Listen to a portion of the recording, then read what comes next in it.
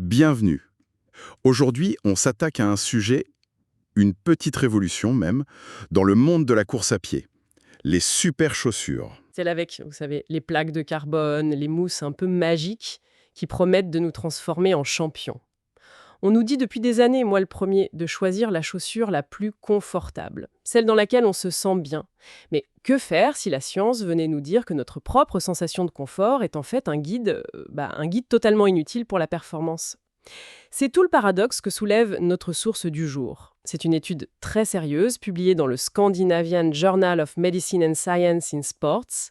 Notre mission, décortiquer cette recherche pour voir si ces chaussures high-tech tiennent leurs promesses pour les coureurs amateurs, ceux du dimanche, comme nous. Et surtout, tenter de comprendre pourquoi le secret de leur efficacité est si difficile à percer. Alors, allons-y. Ce qui est intéressant d'entrée de jeu avec cette étude, c'est qu'elle prend vraiment le contre-pied de tout ce qui a été fait jusqu'ici. D'habitude, les tests, c'est sur des athlètes d'élite, des gens qui courent à des vitesses folles. Absolument. Et c'est ça qui la rend si pertinent pour nous.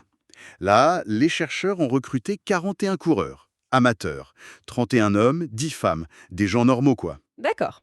Et ils leur ont demandé de courir à 10 km par heure. Pour donner une idée, c'est un 10 km en 1 heure pile. C'est une allure très commune, oui. C'est le rythme de la sortie du dimanche, pas celui d'un record du monde. On est en plein dans la vraie vie. Et j'imagine que pour que la comparaison soit juste, ils ont mis en place un protocole assez béton, non? Très solide, oui. Chaque coureur a dû tester 5 paires de chaussures différentes. 5 paires? Oui, et dans un ordre aléatoire pour pas fausser les résultats. Et la sélection des chaussures était très intelligente. Il y avait 2 modèles de ces fameuses super chaussures, ce que l'étude appelle la technologie de chaussures avancée, l'AFT. D'accord. Pour comparer, ils ont ajouté une chaussure de course tout à fait standard, neutre, puis une chaussure de compétition plus à l'ancienne, très légère, ce qu'on appelle un racing flat. Donc on compare la nouvelle technologie, non seulement à une chaussure normale, mais aussi à l'ancienne génération de chaussures de compète. Exactement. Et la 5e paire, c'était tout simplement la paire de chaussures habituelle du coureur. Ah, c'est malin ça. Oui, ça donne un point de référence très personnel. Donc on a vraiment tout le spectre, hein. Le top de la technologie, le standard, l'ancien et le familier. C'est très complet. C'est une super méthodologie.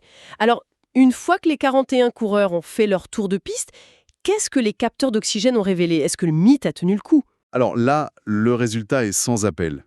Sur le point principal, les chiffres ils parlent d'eux-mêmes. L'étude a mesuré ce qu'on appelle l'économie de course. L'économie de course, ouais. Et l'un des 2 modèles de super chaussures a amélioré cette économie de 2 à 4% par rapport à toutes les autres paires. 2 à 4%. Oui.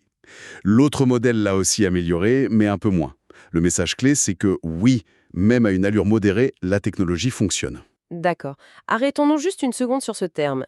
Économie de course. On parle pas de faire des économies en achetant ses chaussures en solde, on est bien d'accord? Non, en effet, c'est un peu le rendement énergétique du coureur. Imaginez votre corps comme un moteur. Ok. Pour avancer à une certaine vitesse, ce moteur consomme de l'oxygène, du carburant, une meilleure économie de course. Ça veut dire que pour garder la même vitesse de 10 km/h, votre moteur a besoin de moins de carburant. C'est comme la consommation d'une voiture, en fait. C'est l'analogie parfaite. Une voiture plus économique fait plus de kilomètres avec le même plein. C'est la même chose. Donc en gros, pour la même vitesse, on se fatigue moins. Et un gain de 2 à 4%, ça peut sembler peu, mais j'imagine que sur un marathon, ça change tout. Ça change absolument tout. C'est un gain d'efficacité qui est juste énorme. Sur un marathon, ça peut se traduire par plusieurs minutes de gagné. Et même sur un 10 km, ça veut dire finir la course moins fatigué ou pouvoir accélérer sur la fin. C'est très très concret. Bon, c'est un verdict assez clair sur le quoi, hein. Ça fonctionne. Mais ce qui me taraude, c'est le comment. On a tous cette image de la plaque de carbone qui nous propulse comme un ressort. Oui, cette sensation de rebond. Exactement. Mais est-ce que c'est si simple? Est-ce que l'étude a réussi à isoler le mécanisme secret? Et c'est là qu'on entre dans la partie la plus fascinante et, honnêtement, la plus déroutante de l'étude. Après avoir confirmé le bénéfice, les chercheurs ont voulu comprendre le pourquoi. Logique. Ils ont donc analysé une quantité de données impressionnante pour chaque coureur en espérant trouver le facteur clé. La signature en quelque sorte qui expliquerait pourquoi la chaussure fonctionne mieux. Ils ont regardé quoi, par exemple? Oh, ils ont tout mesuré. D'abord, la biomécanique, le temps de contact au sol, le temps passé en l'air, la cadence. Tout ce que nos montres de sport essaient de nous dire. C'est ça. Ensuite, l'anthropométrie. Le poids, la taille, la masse musculaire des jambes. Ils ont même fait des échographies pour mesurer l'architecture des muscles du mollet. Ah oui, quand même. Et enfin, ils ont ajouté une donnée subjective mais cruciale. Ils ont demandé à chaque coureur de noter le confort de chaque chaussure. Bon, logiquement, on s'attend à voir un profil type émerger, Tu non? vois, on pourrait imaginer que les coureurs plus légers en profitent plus, ou au contraire les plus lourds. Ou alors l'hypothèse la plus simple, la chaussure la plus confortable et la plus performante. C'est ce que toute la logique voudrait, oui. Et c'est là que l'étude fait voler en éclats toutes nos certitudes. Ah, La grande surprise, c'est qu'aucun de ces facteurs, ni la façon de courir, ni le poids, ni les muscles, ni même le confort, n'a permis de prédire si une chaussure serait efficace ou non pour une personne. attendez. Même pas le confort? Ça, c'est incroyable. Toute ma vie de coureur, j'ai choisi mes chaussures en magasin en trottinant 5 mètres et en me disant waouh, ah oui, celle-là, elle est bien, je suis confortable. Eh bien, L'étude est en train de me dire que ma méthode est complètement inutile. d'un point de vue de la performance pure, l'étude suggère que cette méthode est, au mieux, aléatoire. Aléatoire. Oui. Un coureur pouvait trouver une chaussure extraordinairement confortable, mais n'en tirer aucun bénéfice mesurable. Et à l'inverse, une chaussure jugée moyennement confortable pouvait se révéler être une fusée pour cette même personne. La perception du confort et l'efficacité, c'était complètement décorrélé. C'est difficile à accepter. Intuitivement, une chaussure où j'ai un peu mal, où je ne me sens pas bien, j'ai du mal à croire qu'elle puisse me rendre plus rapide. Alors, vous touchez un point essentiel. L'étude ne dit pas qu'il faut courir avec des chaussures qui font mal. D'accord. Ouf. Non. On parle ici de chaussures qui sont toutes dans une plage de confort acceptable. Mais à l'intérieur de cette plage, notre capacité à dire « celle-ci est la meilleure pour moi », juste avec notre ressenti, eh bien, elle semble très limitée. Notre cerveau n'est pas un instrument de mesure assez fin pour détecter 2% d'efficacité en plus. C'est une vraie claque pour l'intuition. Mais alors, si ce n'est ni le poids, ni la foulée, ni le confort, est-ce qu'on est dans le noir complet? Ou est-ce qu'il y a quand même des petites pistes? Il y a des pistes. Je n'ai pas le noir complet. C'est plutôt une pièce très sombre dans laquelle on commence à distinguer des formes. J'aime bien l'image. Ce qui est passionnant, c'est que l'absence de corrélation forte ne veut pas dire une absence totale d'indices. L'étude a relevé ce que j'appellerais un murmure dans les données. Un murmure. Oui, des associations très faibles, pas assez fortes pour être statistiquement significatives, mais qui pointaient toutes dans la même direction. Et que disait ce murmure? Il disait quelque chose de complètement contre-intuitif. Les coureurs qui semblaient tirer le plus grand bénéfice de ces chaussures avaient tendance à passer un tout petit peu plus de temps en contact avec le sol. Pardon? Oui. Un temps de contact au sol un peu plus long et donc un peu moins de temps en l'air, ce qu'on appelle un duty factor plus élevé. Active de griffer le sol. Et là, on nous dit qu'il faudrait s'attarder un peu plus. Précisément, c'est une idée qui bouscule des décennies de coaching. L'hypothèse qui se dessine, c'est que pour profiter de l'énergie que la mousse et la plaque peuvent rendre, il faut leur laisser le temps d'agir. Ah, il faut leur laisser le temps de se comprimer. Voilà, il faut leur donner le temps de se comprimer au maximum pour pouvoir se détendre pleinement. Un contact trop bref ne permettrait peut-être pas d'engager le mécanisme à fond. C'est un peu comme essayer de sauter d'un trampoline sans prendre le temps de bien fléchir les genoux. Donc, si on essaye de courir bien à l'ancienne, avec ses chaussures, en cherchant le contact minimal, on pourrait en fait annuler leurs bénéfices. C'est fou. C'est une possibilité vraiment intrigante. Ça suggère qu'une nouvelle biomécanique de la course est peut-être en train d'émerger. Mais attention, je le répète, c'est un murmure, pas une preuve.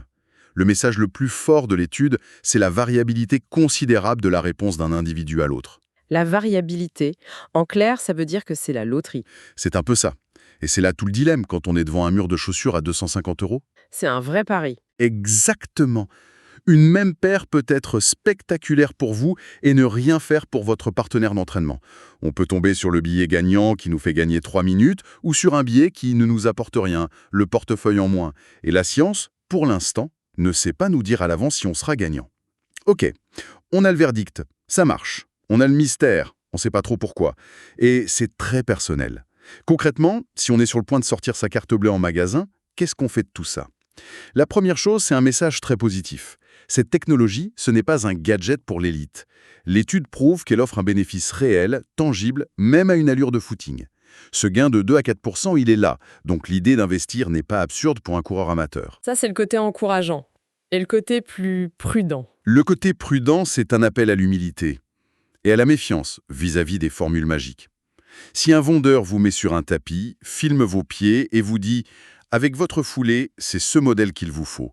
Il faut prendre ça avec des pincettes. D'énormes pincettes, oui. L'étude montre que c'est infiniment plus complexe. La chaussure parfaite pour vous n'est pas prévisible avec les outils qu'on a aujourd'hui. Donc la conclusion, c'est que la réponse est ultra individuelle. On ne peut pas se fier à l'expérience de son ami, aux tests des magazines ou même aux conseils d'un vendeur. Exactement. L'expérience personnelle redevient reine. Mais une expérience qu'il faut essayer d'objectiver. L'idéal, même si c'est difficile, serait de pouvoir tester différents modèles, comparer ses sensations, mais aussi ses données de fréquence cardiaque à effort égal, ce qui est quasi impossible en pratique. C'est rarement possible. Donc il faut accepter une part d'essai-erreur. Le message, ce n'est pas «n'achetez pas», mais plutôt «achetez en connaissance de cause», en sachant qu'il n'y a aucune garantie. Le secret est en vous autant que dans la chaussure. C'est un peu frustrant et libérateur à la fois.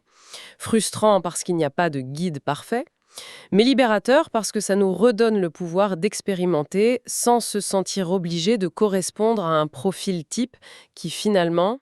Qui n'existe peut-être pas. C'est une excellente façon de le voir, oui. En résumé, on est parti d'une question simple, est-ce que les super chaussures fonctionnent pour tout le monde? On a plongé dans une étude et on a trouvé une réponse en 2 temps. Oui, le bénéfice est réel, même pour nous les amateurs. Mais non, on ne sait absolument pas pourquoi ça fonctionne pour une personne et pas pour une autre. La science confirme les faits, mais le mécanisme, ça reste une boîte noire individuelle. Et tout cela nous laisse avec une question finale, qui dépasse et de loin la course à pied. Cette étude met en lumière un conflit entre notre perception subjective, le confort, et la performance physiologique mesurable. Hmm. Elle nous demande d'aller, à quoi on fait confiance? À nos sensations? À notre intuition? Ou aux données chiffrées, même quand elles contredisent ce qu'on ressent? C'est une question vertigineuse. Faut-il choisir l'équipement qui semble meilleur ou celui dont les données suggèrent qu'il est le meilleur? Exactement. Et cette tension entre le ressenti et la data, on la retrouve partout aujourd'hui. Dans le sport, le travail, la santé. Savoir naviguer entre ces 2 pôles sans en rejeter un, c'est peut-être l'un des plus grands défis pour optimiser nos vies. Et pour l'instant, comme pour choisir ses chaussures, eh bien, il n'y a pas de réponse simple.